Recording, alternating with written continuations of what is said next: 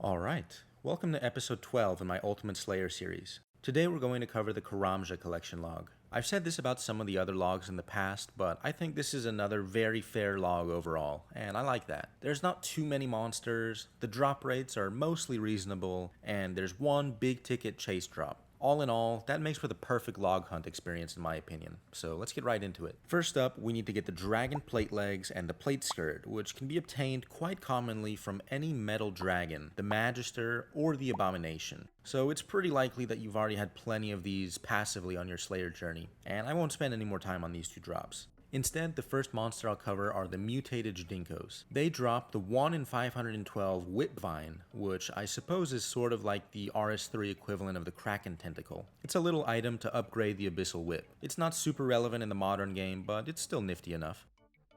Hey, nice. There's the whip vine.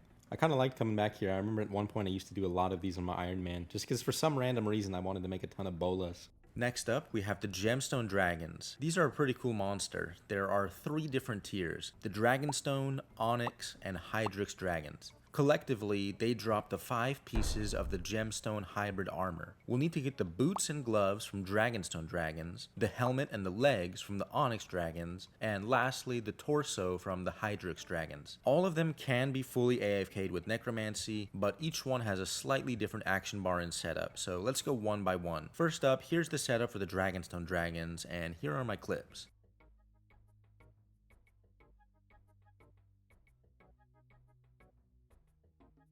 Oh, that's the first piece. Yes, gemstone gauntlets. There we go. All right, just 4 more to go.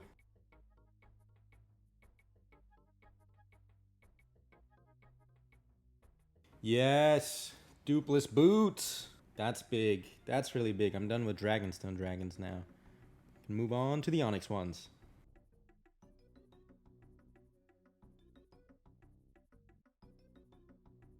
Oh yes, there we go. That's the pants.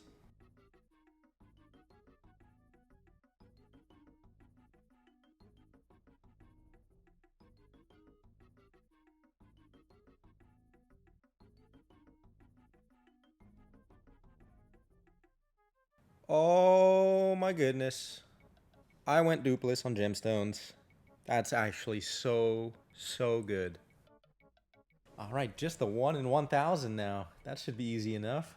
And lastly is the setup for the Hydrix dragons.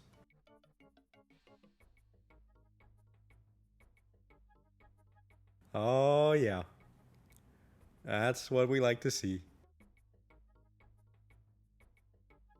Quickly check out the KC here, so just under 11,000 dragon stones. A little bit lucky, but not quite spooned. Just where you want to be, I think. Now, the last handful of drops to complete the Karamja log all come from the Tesar monsters. There are 5 weapon drops and a shield that all have a drop rate of 1 in 359, or more commonly, 1 in 50 from their respective monster in the fight cauldron. There's also the 1 in 150 obsidian cape, which is most commonly obtained from the fight cauldron, and there's the big chase drop of this log, the 1 in 4850 ring of stone. You'll need at least a tier 2 luck ring in order to get that drop rate, otherwise it's going to be a 1 in 5000. The same drop rate as a Vitalis. So this can definitely be a really rough grind, and it did take me quite a few hours. The method is simple enough though, and not too dissimilar from Revenant's. I used my best ranged gear and legacy mode, and then just made my way up and down the Tesar area by the fight caves, killing every single Tesar creature until I got the ring.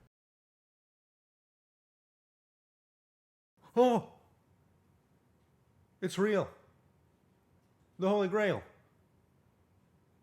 The 3rd Vitalis drop.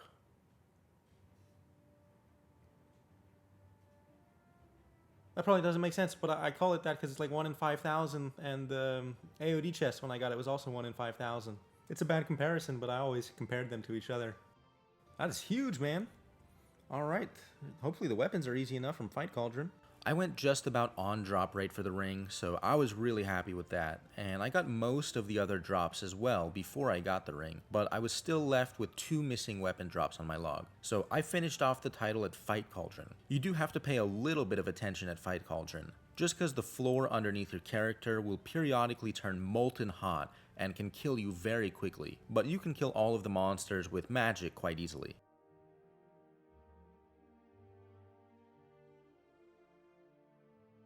Yes! Okay. Oh my gosh, that was almost borderline worse than the Ring of Stone. That was actually like 8 hours of Fight Cauldron. What the heck?